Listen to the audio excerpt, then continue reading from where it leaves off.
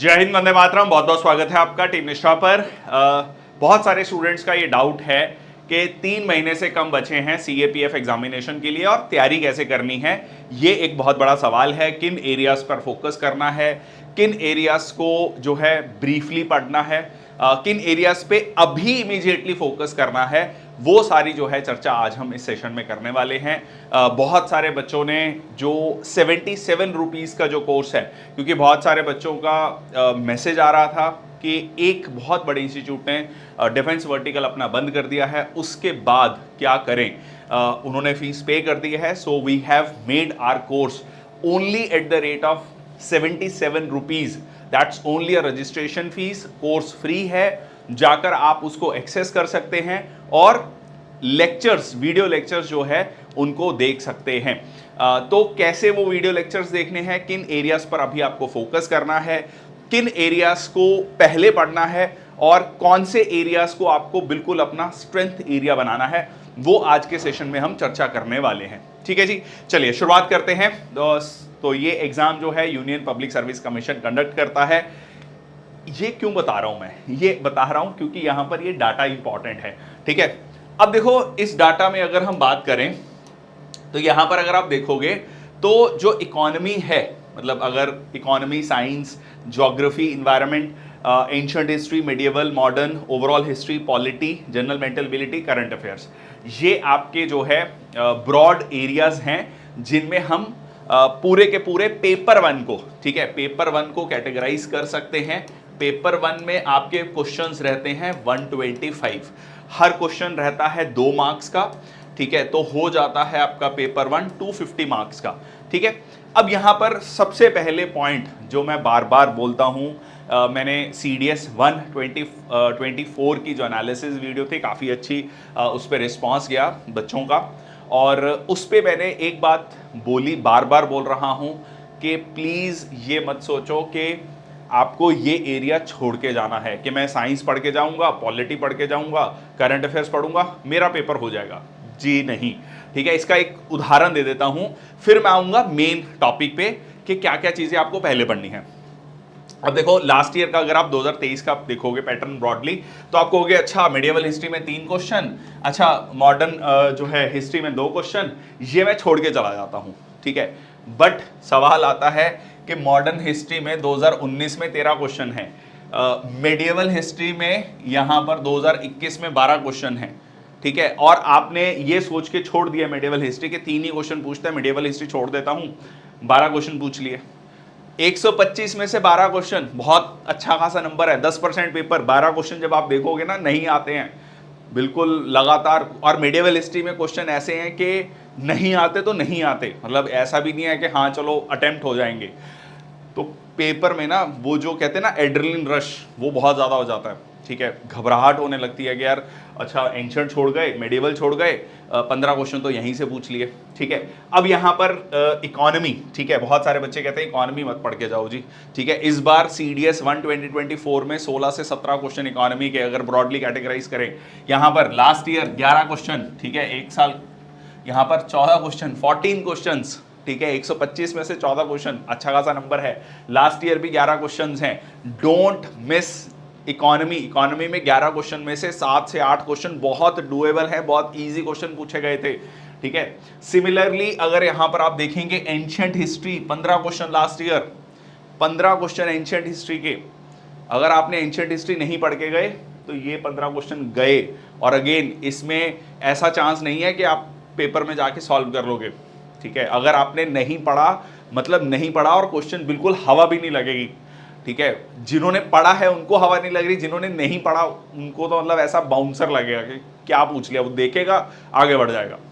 ठीक है, और फिर वो पेपर वन ही उसका कट ऑफ क्लियर नहीं हुआ बहुत सारे बच्चों का, जो अच्छे बच्चे थे। ठीक है, जो सिंसियर कैंडिडेट्स थे। ठीक है, ओवरऑल हिस्ट्री की बात करें तो यहाँ पर 20 क्वेश्चन, ये आपकी वेरिएशन रहती है।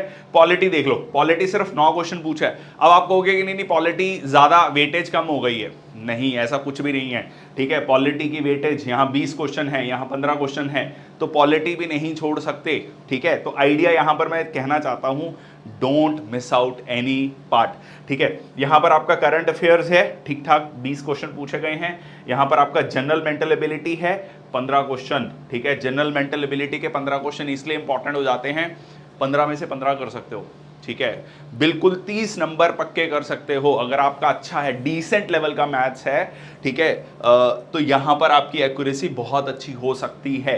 अब जो है सवाल आता है कि आपको कैसे पढ़ना है। ठीक है, यहां पर कैटेगराइज करने की कोशिश करते हैं। देखो, सबसे पहले हम बात कर लेते हैं हिस्ट्री। ठीक है, हिस्ट्री, ज्योग्राफी, पॉलिटी। ठीक है, और यहां पर मैं मैथ्स को लिख लेता हूं, मैथ्स, एप्टीट्यूड, रीजनिंग। अब यहां पर आपको यह समझना है कि ये एंशियंट, मिडिएवल और मॉडर्न। ठीक है, अब यहां पर आपको यह समझना है कि स्कोरिंग कौन सा है। जनरली मतलब वो एरिया जो लिमिटेड भी है और जिसको करने के बाद आपको कॉन्फिडेंस भी फील होता है। मैं ये इन जनरल बात कर रहा हूं। अब कोई स्टूडेंट कहता है कि जी नहीं, मैंने तो हिस्ट्री में ही बीए कर रखा है, एमए कर रखा है, मेरा हिस्ट्री बहुत अच्छा है। ये वो एक्सेप्शंस नहीं मैं बात कर रहा हूं, मैं वो 95% स्टूडेंट्स जो कि इस कैटेगरी में फॉल करते हैं, मैं उनकी बात कर रहा हूं। उनको सबसे पहले फोकस करना है पॉलिटी पे। अब आप कहोगे नहीं नहीं, पॉलिटी में तो लास्ट ईयर 9 ही क्वेश्चन पूछे थे, ऐसा कोई जरूरी नहीं है कि इस बार भी 9 ही क्वेश्चन पूछेगा। ठीक है, तो ये मैंने आपको ऑलरेडी एनालिसिस बता दिया यूपीएससी, इसीलिए मैंने बीच में स्लाइड यूपीएससी की डाली। कोई कंफर्म नहीं है कि 9 ही क्वेश्चन पूछेगा, 15 हो सकते हैं, 20 हो सकते हैं। ठीक है, तो पॉलिटी एक ऐसा एरिया है मोस्ट ऑफ द स्टूडेंट्स के लिए कि पढ़ने के बाद आपके क्वेश्चन होते हैं, बनते हैं। ठीक है, बहुत सारे बच्चों को रिलेटेबल टॉपिक्स लगते हैं, fundamental rights, president, prime minister, ये सारी चीजें आप बहुत रेगुलर बेसिस पे सुनते हो, पढ़ते हो। ये एरिया आपका एक स्ट्रॉन्ग एरिया हो सकता है, मोस्ट ऑफ द स्टूडेंट्स के लिए एक स्ट्रॉन्ग एरिया रहता है। ठीक है, अगर आप लेक्चर्स, मेरे वीडियो लेक्चर्स देख रहे हो टीम निष्ठा ऐप पर, तो सबसे पहले आपको फोकस करना है पॉलिटी, मैथ्स पे। मैथ्स पे इसलिए फोकस करना है क्योंकि बहुत सारे बच्चे हैं जो ओटीए की प्रिपरेशन कर रहे हैं, वो जनरली मैथ छोड़ के जाते हैं, और ये स्कोरिंग एरिया है। इसमें आप 15 में से 15 क्वेश्चन, 16 क्वेश्चन, ठीक है, जो है कर सकते हैं। पूरे के पूरे क्वेश्चन जो हैं ठीक कर सकते हैं। प्रीवियस ईयर पेपर्स को देखोगे तो बहुत ज्यादा टफ क्वेश्चंस नहीं रहते हैं। डिसेंट प्रिपरेशन ये आपको एफकेट के लिए भी मदद करेगा, सीएपीएफ के लिए भी मदद करेगा। ठीक है, तो यहां पर अगर मैं 15 क्वेश्चन मानता हूं तो 12 to 13 question with decent practice you can solve. तो आपको, अच्छा, मैथ्स और रीजनिंग एक ऐसा सब्जेक्ट होता है, ये 15 दिन पहले या 1 महीने पहले नहीं पढ़ा जा सकता। ठीक है, ऐसा नहीं हो सकता कि सडनली आप मैथ्स और रीजनिंग में बहुत अच्छे हो जाएंगे और पेपर में सारे कर। ये अभी से लगभग 3 महीने का समय रह गया है, 3 महीने से कम रह गया है। तो अभी से अगर आप मैथ्स और रीजनिंग की प्रैक्टिस करना शुरू करेंगे तो आपका एक लेवल ऑफ कंफर्ट होगा पेपर में कि आप इन क्वेश्चंस को सॉल्व कर पाओगे। ठीक है, और नेक्स्ट आता है पॉलिटी। अच्छा, अब आता है आपका एक बहुत बड़ा एरिया, साइंस। ठीक है, साइंस। अब बहुत सारे बच्चों को लग रहा है कि जी सीडीएस में इस बार जो साइंस पूछा ना, उसमें तो बिल्कुल हवा उड़ा दी, क्वांटम फिजिक्स भी पूछ रहा है। और जनरली हम ये कहते थे कि 9th और 10th क्लास के एनसीईआरटी जो है साइंस पढ़ के जाओ, काफ़ी सफिशेंट है। लेक्चर्स भी उसी को ध्यान में रखते हुए जो है बनाए गए हैं। और बट इस बार 11th और 12th की साइंस भी पूछ ली। अब आप मेरे को ये बताओ कि इज़ इट पॉसिबल कि 11th और 12th की जो साइंस है, फिजिक्स, केमिस्ट्री, बायो है, वो पढ़ी जाए और उसको एसिमिलेट किया जाए। ठीक है, अगर वो टफ था, वो सबके लिए टफ था। ठीक है, इस बार नंबर ऑफ सीट्स सबसे ज़्यादा है पिछले 10 साल में, सीएपीएफ में 506 सीटें, तो एक बहुत फेयर चांस है कि आपका कट ऑफ नीचे जाएगा। आपको फोकस करना है 9th और 10th क्लास की एनसीईआरटी पर, और जो सेशंस हैं वो भी इसी के बेसिस पर हैं। तो आपका अभी के लिए फोकस होना चाहिए पॉलिटी, मैथ्स और साइंस। ठीक है, अब बात हो सकता है कि कुछ जो आर्ट्स के स्टूडेंट्स देख रहे हो कि यार सर आपने तो मैथ्स और साइंस की बात कर ली, मैथ्स और साइंस तो वैसे ही कमज़ोर है, ठीक है, तो आप लोगों के लिए जो आर्ट्स के स्टूडेंट हैं वो इसमें जो है ज्योग्राफी पर फोकस कर सकते हैं। मतलब साइंस में अगर उनको लगता है कि फिजिक्स केमिस्ट्री बायो में बायो टफ लग रही है तो वो साथ में ज्योग्राफी को शुरू कर सकते हैं। हिस्ट्री अभी नहीं शुरू करना है, हिस्ट्री मैं बताऊंगा। हिस्ट्री आप जनरली किस चीज पे फोकस करेंगे इनिशियली, ठीक है, इनिशियली जो है हिस्ट्री पे किस चीज पे फोकस करेंगे, तो ये वो एरिया है जहां पर आप स्कोर कर सकते हो, ठीक है। करंट अफेयर्स को वीकली करंट अफेयर्स पढ़ना है, वीकली करंट अफेयर्स करके हम जो मेजर न्यूज़ है, इंपॉर्टेंट न्यूज़ है, उनको कवर करेंगे। फिर आखिरी में हम क्वेश्चन सीरीज लेकर आएंगे जिसमें हम monthly current affair question series होगी जिससे आपके क्वेश्चंस कवर होंगे। जो है आपको हर महीने के हमने लगभग 750 क्वेश्चंस किए थे, ठीक है, सितंबर से लेकर मार्च, सितंबर 2023 से मार्च 2024, जिसमें से बहुत सारे क्वेश्चन एज सच जो है आपको पेपर में मिले थे, ठीक है। तो ये इसका मैंने एक वीडियो भी बनाया था, उसमें बताया भी था, देखिए कि ये क्वेश्चन जो है कैसे कैसे हमारे नोट्स में से पूछा गया है, ठीक है। तो यहां पर आपको फोकस करना है पॉलिटी, मैथ्स एंड साइंस पर, ठीक है। ये एक बहुत मेजर एरिया है जिस पे स्कोर बहुत अच्छा किया जा सकता है। नेक्स्ट जो आपका एरिया आता है वो आता है ज्योग्राफी, ठीक है, ज्योग्राफी। अब ज्योग्राफी में थोड़ा सा आपको ध्यान रखना है कि अगर आप मान लीजिए ज्योग्राफी थोड़ा सा डिले से भी स्टार्ट करते हैं, आपको जो मैपिंग है, ठीक है, मैपिंग जो है उसके लिए रोज 15 से 20 मिनट निकालने हैं, ठीक है। मैपिंग में एग्जैक्टली करना क्या है, किसी भी एक पर्टिकुलर कॉन्टिनेंट को उठाना है, ठीक है, जो भी आज आपका मन कर रहा है, मान लो आपको मन कर रहा है कि अफ्रीका देखते हैं, ठीक है, अफ्रीका मैप देखा आपने, अच्छा ट्रॉपिक ऑफ कैंसर कहाँ कहाँ से गुजर रहा है, इक्वेटर कहाँ कहाँ से गुजर रहा है, इसकी ट्रिक लेकर मैंने एक वीडियो भी बनाई है, वो आप देख सकते हैं, ठीक है। ट्रॉपिक ऑफ कैप्रिकन कहाँ से गुजर रहा है, अच्छा जो है रेड सी के आसपास की कंट्रीज़ कौन कौन सी हैं, मेडिटेरेनियन ऊपर सी, साहेल रीजन वाली कंट्रीज़ कौन सी हैं, अच्छा नामीब डेजर्ट कहाँ है, बोत्सवाना कहाँ है, कालाहारी डेजर्ट कहाँ पर है। ये छोटे छोटे एस्पेक्ट, पॉलिटिकल भी और फिजिकल एस्पेक्ट भी, ठीक है, वो आपको देखना है, 15-20 मिनट ऑब्जर्व करना है, कौन सी न्यूज़ जो मतलब कौन सा कंट्री जो है चर्चा में था, ठीक है। फॉर एग्जांपल मैं ये कहता हूँ कि रिसेंटली एक इक्वेटर क्रॉस करता है एक देश में से, वहाँ की एक नई महिला प्रधानमंत्री बनी है, तो जैसे ही आप उस न्यूज़ को पढ़ते हो तो आपको तुरंत जाकर मैप को देखना है और उसके आसपास की कंट्रीज़ को ऑब्जर्व करना है, ठीक है। तो ये मतलब अगर आप ज्योग्राफी कुछ दिन बाद शुरू करते हो तो आपको इस पे फोकस करना है। अब आता है हिस्ट्री पे, ठीक है। एक हिस्ट्री बहुत बड़ा चैलेंज है बहुत सारे बच्चों के लिए, बट अगर आप पिछले 10 सालों के क्वेश्चंस को देखोगे तो इसमें से 12th क्लास की हिस्ट्री जो है, एनसीईआरटी जो हिस्ट्री है, 3 बुक्स आती हैं नई जो एनसीईआरटी है, थीम 1, थीम 2, थीम 3, लगभग 15 उसमें चैप्टर्स हैं, उनमें से सीधा सीधा क्वेश्चन पूछे गए हैं, ठीक है। अब आप कहेंगे कि नहीं उसके अलावा भी क्वेश्चन है, बट आपको यह समझना है कि कितना आपका इनपुट जा रहा है और कितना आउटपुट है। अब अगर आप एंशिएंट और जो मेडिएवल है इसको बहुत ज़्यादा डिटेल में पढ़ना शुरू कर दो, लेक्चर्स को देखना है, जो मेरे वीडियो लेक्चर्स हैं उन पे आपको ये ध्यान रखना है कि उससे यहाँ पर आपको कहानी को समझना है, ठीक है। मैं हमेशा से बोलता हूँ एंशिएंट और मेडिएवल को पढ़ने का तरीका और मॉडर्न को पढ़ने का तरीका थोड़ा सा अलग है। एंशिएंट और मेडिएवल में किसी भी कालखंड में किसी भी डायनेस्टी को जब आप देखते हैं तब आप उसमें ये देखते हैं कि उसका political history, economic history, social history, cultural history, religious history, administrative history, ठीक है। खासकर एडमिनिस्ट्रेटिव टर्म्स काफ़ी पूछता है, इकोनॉमी को लेकर चीज़ें पूछता है, पॉलिटिकल हिस्ट्री कम पूछता है। बहुत सारे बच्चों को लगता है कि एंशिएंट और मेडिएवल में हमें ये याद रखना है कि ये राजा है, उसके बाद ये राजा आया, ठीक है, उसके बाद नहीं, ऐसा बहुत कम क्वेश्चन पूछता है, बहुत रेयर क्वेश्चन पूछता है। मेनली पूछा जाता है इकोनॉमिक हिस्ट्री, कल्चरल और रिलीजियस हिस्ट्री और आपका एडमिनिस्ट्रेटिव हिस्ट्री, ठीक है। उस कालखंड में सोसाइटी कैसी थी, इकोनॉमी कैसी थी, ये सारी चीज़ें ज़्यादा पूछी जाती हैं। तो एंशिएंट और मेडिएवल मॉडर्न हिस्ट्री की 12th क्लास की जो 3 एनसीईआरटी हैं मस्ट रीड हैं, कम से कम आपको एक बार उसको पढ़ना है, 3-4 बार पढ़ के जाना है। सीधा सीधा क्वेश्चन जो है उससे पूछता है पेपर में, ठीक है। इसको लेकर मैंने वीडियो लेक्चर्स लिए हैं, उनको भी आप देख सकते हैं। एनसीईआरटी की हिस्ट्री, ठीक है, 12th क्लास की एनसीईआरटी हिस्ट्री के मैंने चैप्टर वाइज लगभग एक से 1.5 घंटे के लेक्चर्स हैं, वो मैंने यूट्यूब पर अपलोड कर रखे हैं। लाइव लेक्चर्स लिए थे, उसको जाकर देख सकते हैं। सीधा सीधा पीडीएफ से पढ़ाया है, ठीक है, पीडीएफ खोलकर वहां से हमने डिस्कस किया है। तो ये बहुत इंपॉर्टेंट है। अगर आप बिल्कुल समझ रहे हैं कि मेरे हिस्ट्री पल्ले नहीं पड़ती है, मैं छोड़ के जाना चाहता हूं, तो एटलीस्ट 12th क्लास की एनसीईआरटी जरूर पढ़ लीजिए।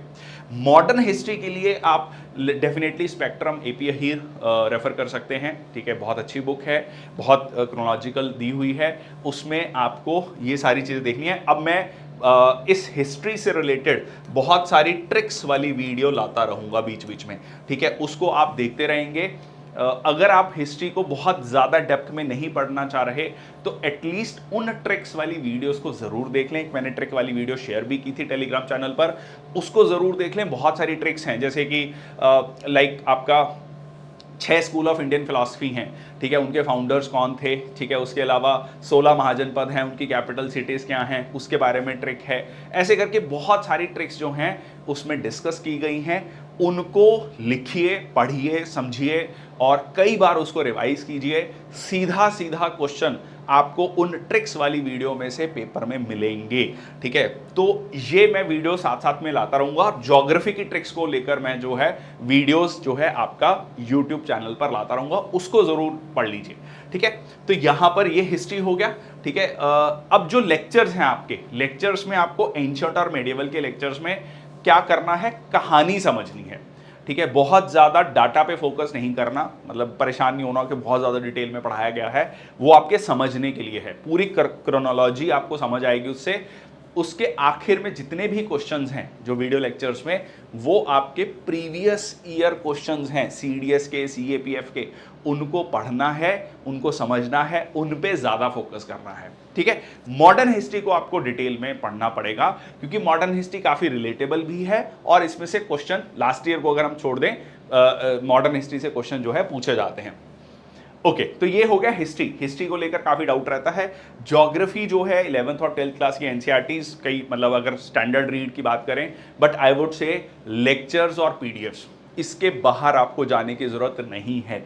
कुछ डाटा जो हो सकता है, जैसे मैंने आपको मैपिंग कही, मैपिंग के क्वेश्चन जो है बहुत ज़्यादा प्रेडिक्ट नहीं की जा सकते, क्योंकि वो आपसे जनरली इस तरीके के क्वेश्चन पूछ रहे हैं कि आप मान लो तमिलनाडु में हैं, तो आप मान लीजिए दिल्ली की तरफ आ रहे हैं, तो बताइए जो है कौन कौन सी नदियों को आप क्रॉस करेंगे। तो वो एक सिंपल सा जो है क्वेश्चंस हैं जो कि डिस्कस किए गए हैं क्लास में। अगर आप ज्योग्राफी को जितना लेक्चर में बताया गया है उतना पढ़ लेंगे, that is more than sufficient. काफी डिटेल में हम उसमें गए हैं ज्योग्राफी के लेक्चर्स को लेकर, ठीक है। पॉलिटी को भी सेम, ठीक है। पॉलिटी में बहुत सारे बच्चे पूछते हैं कि लक्ष्मीकांत पढ़नी है नहीं, तो आई वुड से पॉलिटी के लेक्चर्स को अच्छे से पढ़ लो, पीडीएफ को अच्छे से पढ़ लो। आपको लक्ष्मीकांत पढ़ने की जरूरत नहीं पड़ेगी, दैट्स अ प्रॉमिस। हाँ, आप अगर आपके पास है उसको आप रेफरेंस बुक की तरह देख सकते हो, ठीक है। रेफरेंस बुक है कि अगर आप मान लो कोई चीज़ नहीं समझ आ रही या कुछ डाटा आपको उसमें देखना है, तो उसके लिए आप उसको रेफर कर सकते हो, ठीक है। मैथ्स और रीजनिंग के लिए कोई भी एक स्टैंडर्ड बुक, ठीक है, कोई भी स्टैंडर्ड बुक, बट उसमें ये ध्यान रखना कि जो ट्रिक्स उसमें दी गई हैं उसको ना फॉलो करके जो क्लास में हमने डिस्कस की हैं ट्रिक्स, उनको जो है आपने डिस्कस मतलब समझना है और उसको इम्प्लीमेंट करना है। कोशिश करूंगा मैं कि मैथ्स को लेकर भी छोटे छोटे वीडियोस आपके सामने यूट्यूब पर भी लाता रहूं, जिसमें सिर्फ ट्रिक्स को डिस्कस किया होगा, ठीक है, ताकि उन ट्रिक्स को आप इंप्लीमेंट कर सकें, ठीक है। तो ये हो गया आपका history, geography, polity, maths, science, ठीक है। साइंस में अगेन 9th और 10th क्लास की एनसीईआरटी को ही पढ़ना है, पहले उसको मास्टर कर लो।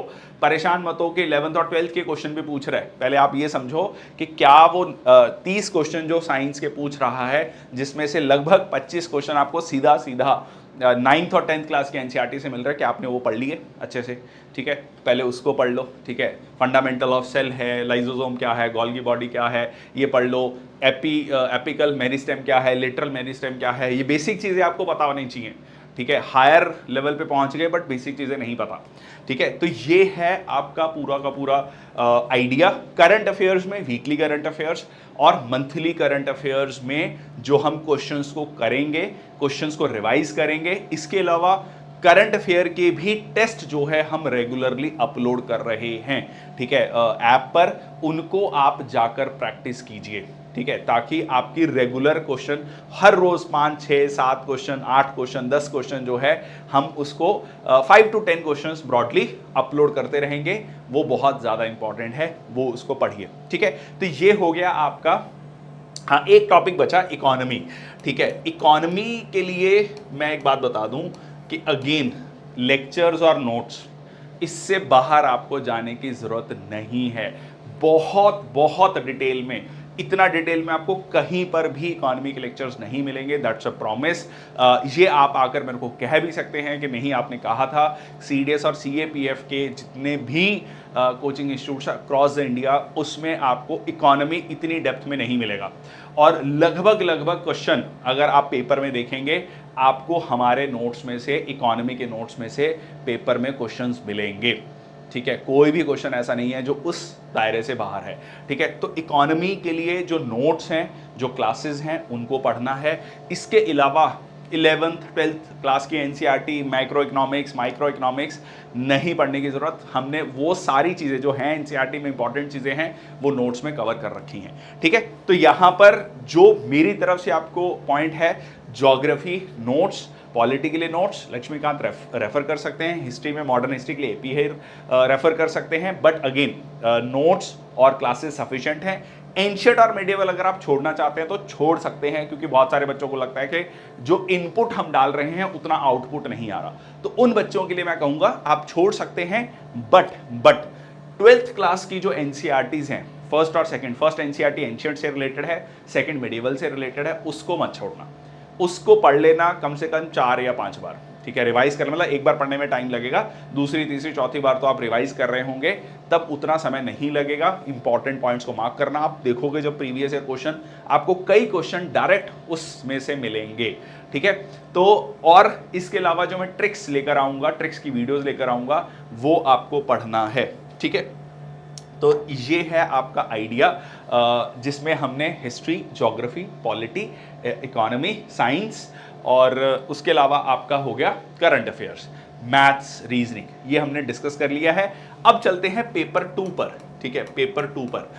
पेपर 2 को लेकर मैंने पिछले लगभग जब से आपका CDS 1 2024 खत्म हुआ है, उसके अगले ही दिन से CAPF पेपर 2 के लिए वीडियोस अपलोड करना शुरू कर दी हैं। बहुत सारे बच्चे उसको नहीं देख रहे हैं, बहुत सारे बच्चे देख भी रहे हैं डेफिनेटली, बट बहुत सारे बच्चे अप्रिशिएट भी कर रहे हैं।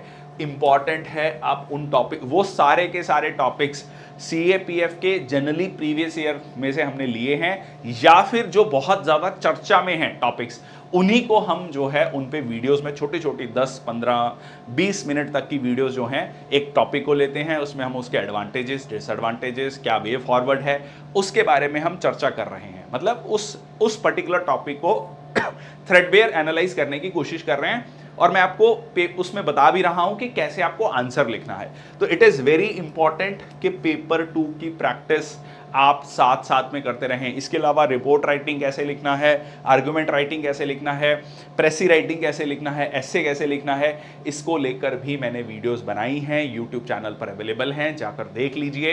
It is very important. जब तक आप इसको रेगुलर प्रैक्टिस नहीं करोगे, बहुत सारे बच्चों को लग रहा है कि जब मैं पूरा पढ़ लूँगा, पूरा समझ लूँगा, ठीक है, पूरा डाटा दिमाग में रख लूँगा, तब प्रैक्टिस करूँगा। जी नहीं, ठीक है। 90 डेज में आपके कम से कम 200 आंसर्स आपके प्रैक्टिस होने चाहिए। मिनिमम है ये, मिनिमम, ठीक है, मिनिमम। अभी अगर आप शुरू करेंगे तो 200 आंसर्स, एक छोटी कॉपी लगा लो, ठीक है, एक छोटी A4 साइज की नोटबुक लगा लो, और उस पे आपके आंसर्स, ठीक है, before going to the examination 200 answers. कुछ देखो, एक टॉपिक लो, उसके बारे में ये मत सोचो कि इवेल्युएट कौन करेगा। इट इज़ वेरी इंपॉर्टेंट कि जब आप उस पर्टिकुलर टॉपिक को 1 हफ्ते बाद, 10 दिन बाद खुद पढ़ोगे, जो आपने लिखा है, आप बहुत फेयरली उसको एनालाइज कर पाओगे। कि मैंने कैसे लिखा है। इसमें पीयर ग्रुप, एक क्लोज जो है फ्रेंड्स का ग्रुप बनाना बहुत ज़रूरी है, एक दूसरे की कॉपी चेक करना बहुत ज़रूरी है, बट इट इज़ इंपॉर्टेंट कि आप आंसर्स लिखना शुरू करें। पहला आंसर, ठीक है, 51st आंसर और 101st आंसर। अब इसको जब आप खुद कंपेयर करेंगे, ठीक है, आपको खुद डिफरेंस महसूस हो जाएगा कि मेरा पहले आंसर और 51st आंसर में कितना डिफरेंस है और 101st आंसर में कितना डिफरेंस है। क्योंकि आपका वो जो एक्सप्रेशन है, जब मैं बोल रहा हूँ, मैं लगातार हर रोज़ वीडियोस रिकॉर्ड करता हूँ, लेक्चर्स लेता हूँ, तो वो फ्लो आता है, ठीक है, वो एक दिन में नहीं आता है, बहुत समय के साथ धीरे धीरे डेवलप होता है।